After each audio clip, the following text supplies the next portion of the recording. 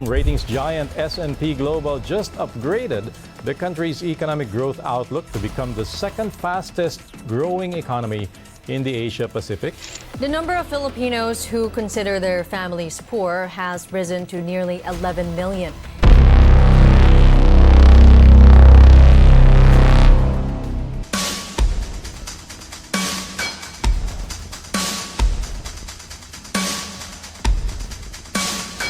Filipinos are some of the most hardworking and talented people in the world. From the bustling streets of Manila to the quiet coastal towns, your determination to push forward despite challenges has always been inspiring. And now, the Philippines is getting noticed. The economy is growing faster than many countries in Asia. Big companies are investing. Skyscrapers are rising. New malls, new highways, and new airports are changing the skyline. It feels like the country is moving forward in a big way.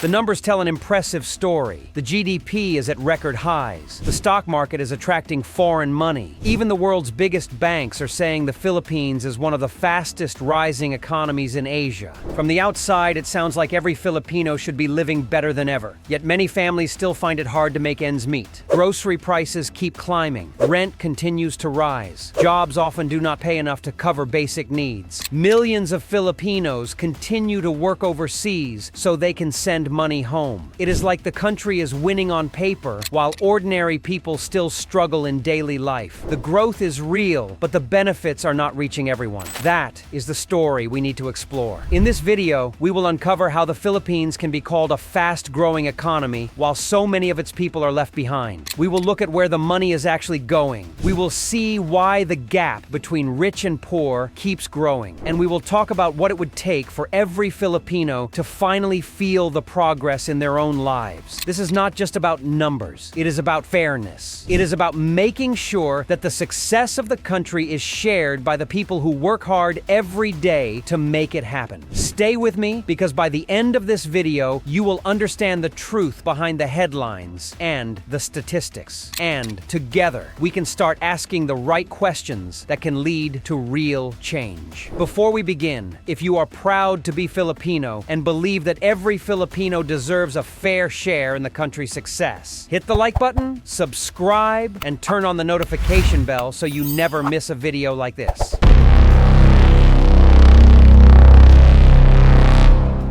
Over the past decade, the Philippines has been making headlines for all the right reasons in the global economy. Year after year, growth rates have stayed strong, often beating the expectations of international analysts. Even during times when other countries were slowing down, the Philippines kept moving forward. This has been driven by a mix of powerful industries. The business process outsourcing sector has exploded, bringing in billions of dollars and creating hundreds of thousands of jobs. Remittances from overseas Filipino workers remain one of the largest in the world, pumping steady cash into the economy. Tourism has been bouncing back with millions of visitors spending money in hotels, restaurants, and local shops. On top of that, real estate and infrastructure projects have transformed many cities, turning once quiet areas into busy commercial hubs. Foreign investors are starting to notice. Global brands are opening branches. Technology companies are outsourcing work, and manufacturing plants are being set up in special economic zones. All of this has helped push the country's GDP to new heights. The government points to new roads, airports, and public transport systems as proof that development is taking place. On paper, it looks like the perfect success story. A nation once seen as struggling is now being praised as one of Asia's rising stars. But behind these numbers is a more complicated reality. Growth is not the same as prosperity for all, and the real story begins when we look beyond the headlines and into the daily lives of ordinary Filipinos.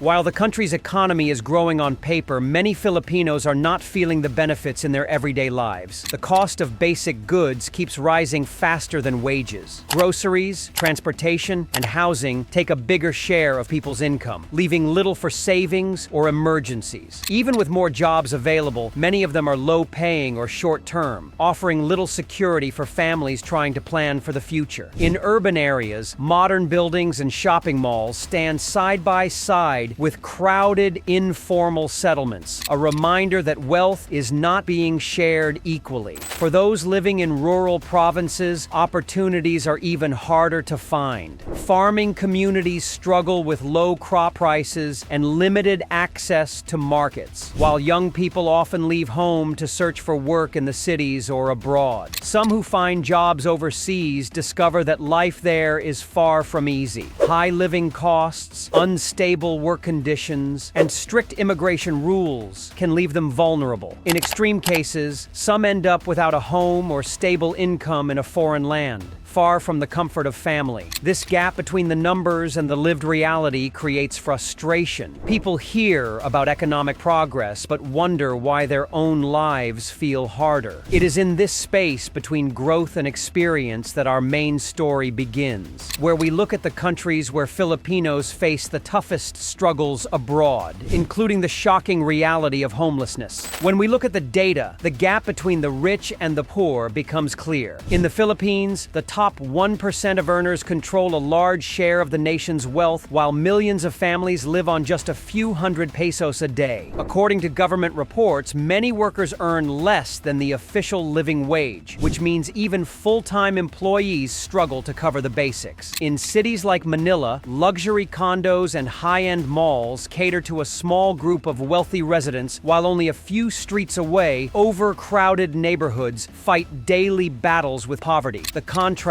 is sharp and hard to ignore. A family in the top income bracket can afford private schools, international travel, and modern healthcare, while a family in the lower bracket may skip meals to pay rent or rely on free clinics for medical care. These numbers are not just statistics. They shape how people experience life at home and abroad. When Filipinos leave the country in search of better opportunities, they often carry the hope of lifting their families out of poverty. But in some countries, the dream turns into a struggle, and in the worst cases, they end up with no home or support. This is where our story becomes more urgent as we reveal the places where that risk is highest for our fellow countrymen.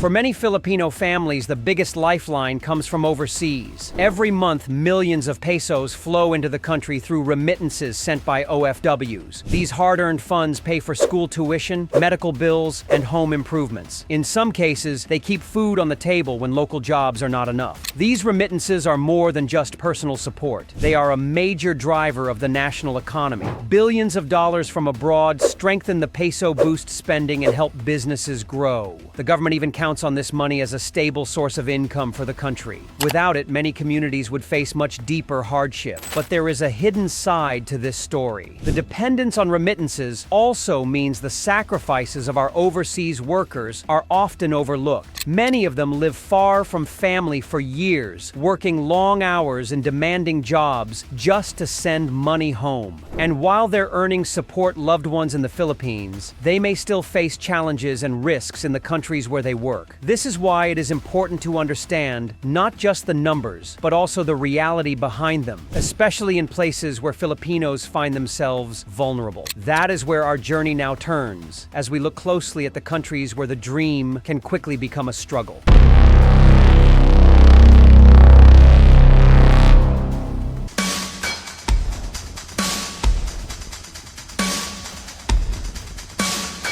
Even with the steady flow of remittances, many Filipinos still feel like they are running in place. The reason is inflation. Prices for food, fuel, and basic goods keep rising faster than most incomes. What used to buy a week's worth of groceries now covers only a few days. The money that arrives from abroad may seem large at first, but it loses value the moment it is exchanged and spent. Inflation works quietly but relentlessly. It does not matter how hard someone works works or how much they save. If prices rise faster than wages, people's purchasing power shrinks. Families cut back on meat, buy fewer fresh vegetables, and delay repairs or medical checkups. It is a slow squeeze that affects even those who once felt financially secure. This is why many households say life feels more expensive than ever, despite hearing that the economy is growing. For those depending on fixed incomes or overseas support, the struggle becomes even sharper. Inflation does not just hurt the poor. It erodes the comfort of the middle class and makes the dream of moving up feel further away. Understanding inflation is key to understanding why many Filipinos still feel left behind. It sets the stage for the deeper challenges faced by our people abroad, especially in places where life is far from the promise they imagined.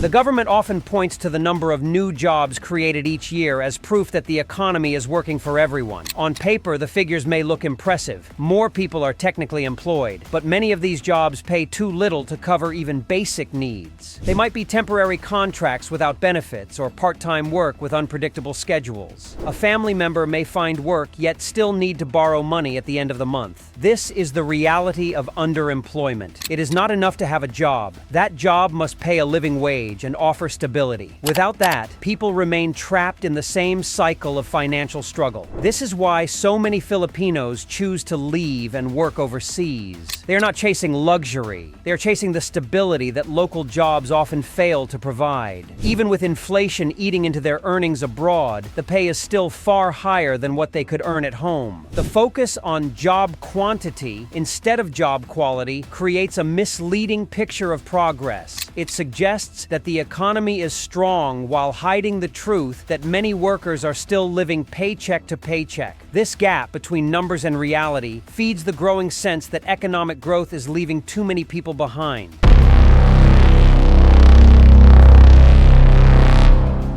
When you look closely at who benefits the most from economic growth, the pattern becomes clear. A small portion of the population controls a large share of the country's wealth, and that share keeps growing. Large corporations post record profits year after year. The stock market rewards investors with bigger returns. Luxury property developments rise in major cities. All of this gives the impression of prosperity, but for most Filipinos, it is prosperity they will never touch. The structure of the economy favors those who already have the resources to invest and expand. The wealthy own the land, the businesses, and the connections that allow them to keep increasing their income. Meanwhile, regular workers face rising costs and stagnant wages. Without significant assets or capital, it becomes almost impossible to move upward. Even new industries that promise opportunity often end up reinforcing the gap. High-paying jobs in technology, finance, or global trade tend to go to those with the best education and training, which are usually within reach of already privileged families. This cycle keeps wealth concentrated at the top, while the rest of the population fights over limited opportunities. It is not that people at the top are always doing something wrong. It is that the system itself is designed in a way that multiplies their advantage. Without major changes, the gap will continue to widen, and the benefits of growth will remain locked in the hands of a few.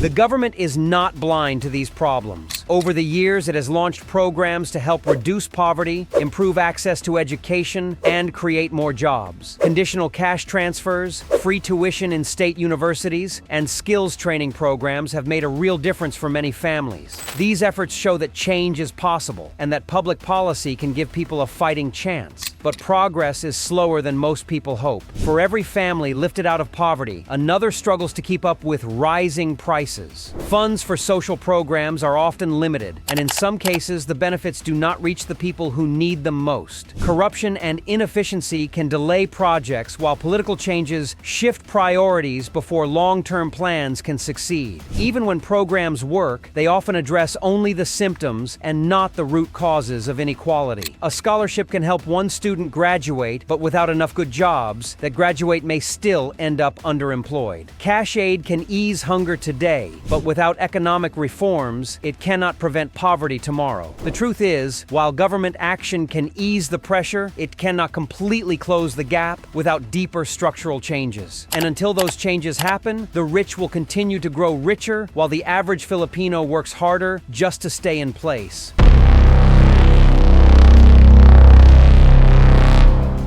If the Philippines wants its people to truly feel the benefits of economic growth, the solution isn't just to make the economy bigger, it's to make it fairer and more inclusive. Growth must create not only more jobs, but better paying ones with wages that keep up with the cost of living. It's not enough for the numbers to look good on paper if a full-time salary still can't cover basic needs like housing, food, and healthcare. We also need policies that strengthen the middle class instead of squeezing it.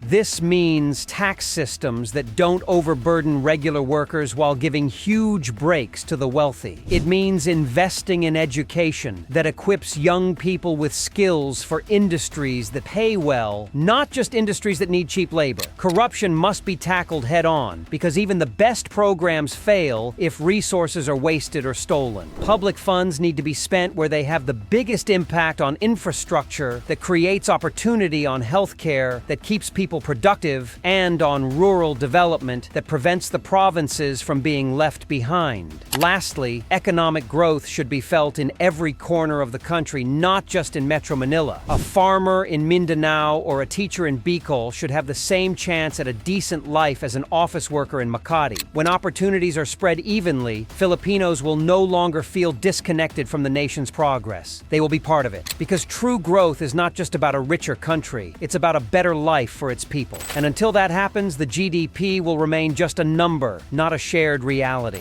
We started by asking a simple question. If the Philippine economy is growing, why do so many Filipinos still feel like they're running in place? After looking at low wages, rising costs, unstable jobs, and the way wealth stays at the top, the answer becomes clear. Growth alone is not enough. Real progress is when that growth reaches the hands of the people who work hard every day to keep the country moving. It's when a parent doesn't have to choose between paying the electric bill or buying school supplies. It's when a fresh graduate can dream about more than just leaving the country to find a good job. The truth is, the Philippines has the potential to lift millions into a better life. But it will take more than headlines about GDP. It will take leaders who prioritize fairness, businesses that value workers as much as profits, and a system where opportunity isn't limited to the few who already have it all. If we can close the gap between the country's growth and the people's reality, then the Philippines won't just be an economy on the rise, it will be a nation where progress is shared by everyone. And that's the kind of growth worth fighting for. So as we move forward, let's remember, numbers can tell a story, but it's the people who live it that truly define success. And the story of the Philippines is still being written by all of us. If you found this video eye-opening, hit the like button so more people can see it. Subscribe and turn on notifications to join us in uncovering the truth behind the statistics. And most importantly, share your own thoughts in the comments. What do you think needs to change for every Filipino to truly feel the progress? Your opinion could inspire someone else to think differently, and enough voices together can push for the changes we've all been waiting for. Thank you for watching, and if you're ready for more honest discussions about the Philippines and the world, click one of the videos on your screen. Let's keep learning, questioning, and working toward a future where no Filipino is left behind.